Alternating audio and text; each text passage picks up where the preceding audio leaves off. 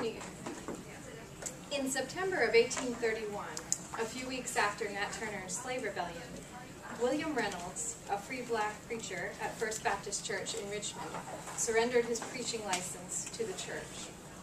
First Baptist required all black preachers in the congregation to give up their preaching licenses, anticipating the state's ban on the practice in the wake of the revolt.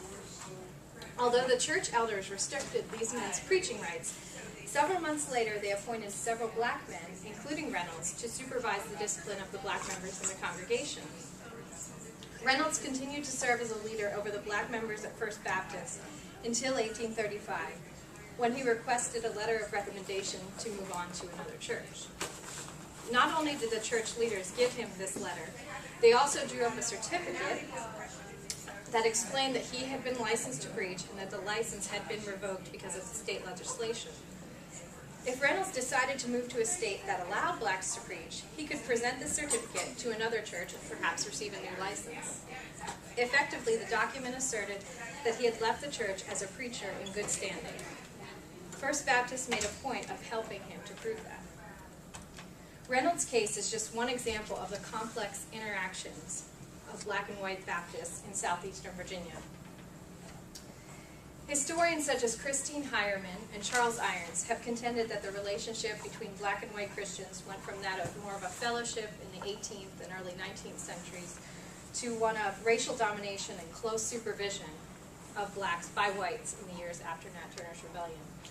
This meta-narrative can be seen in many Southern churches and in the writings of many Southern evangelicals.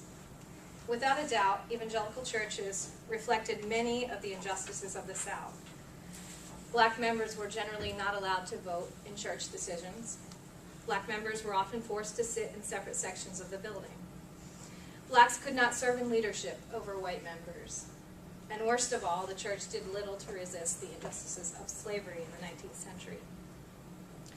Yet a close study of local churches in southeastern Virginia reveals important exceptions and ambiguities that also should be included in this narrative.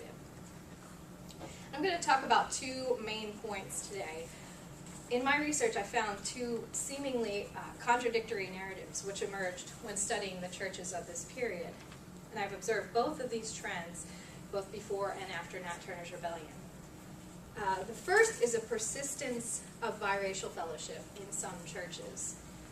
The antebellum church was a biracial place.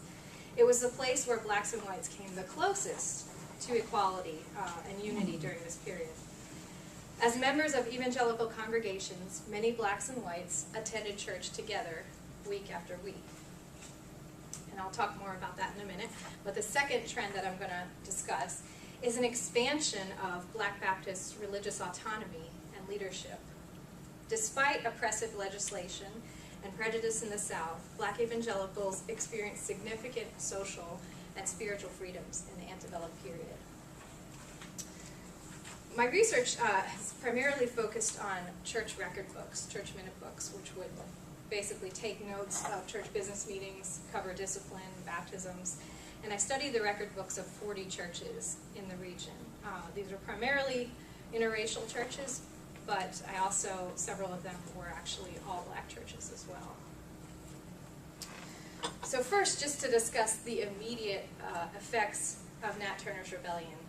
The rebellion was pretty much the after effects of the rebellion was the greatest challenge to biracial fellowship and black religious autonomy.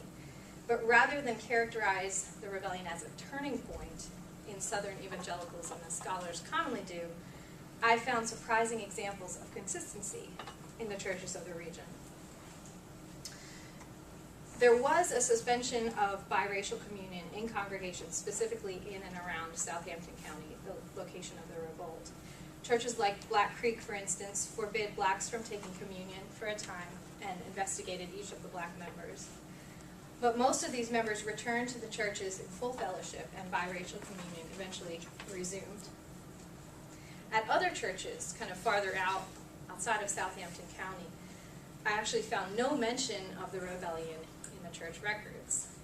For instance, at First Baptist in Richmond, only a few weeks after the revolt, this church received 19 blacks for baptism.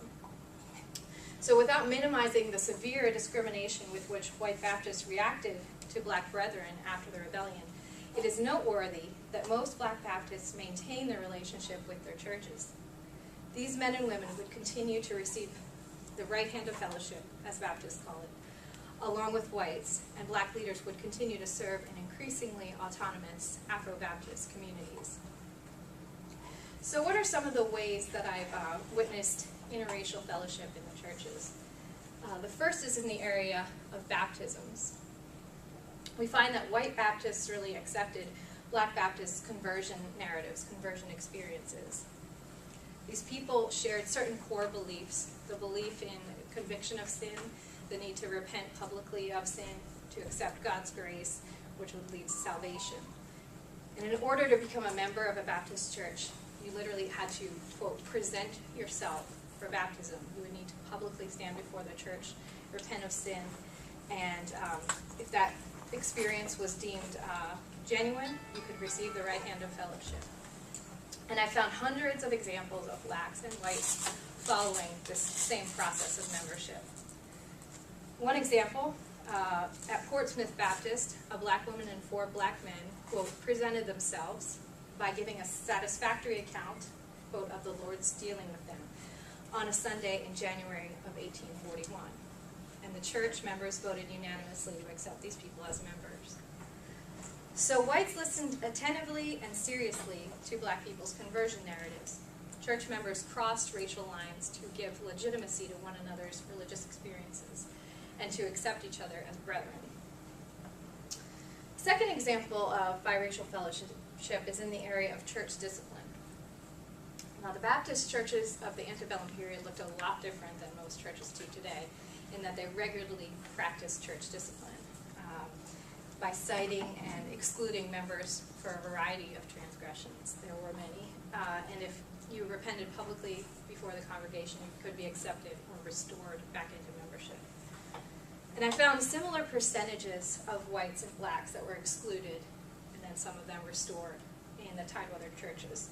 I found no evidence that blacks were excluded more often than whites. But there was one area of significant difference, and that was in the area of a transgression of adultery.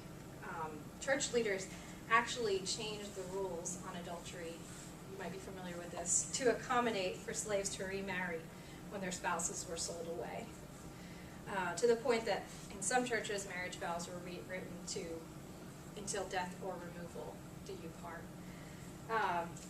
So here we see a surprising duality. On the one hand, whites are recognizing and formalizing slave marriages when the law did not recognize them. They're allowing slaves to remarry if they have been separated by sale. But at the same time, they're refusing to confront masters for separating enslaved spouses.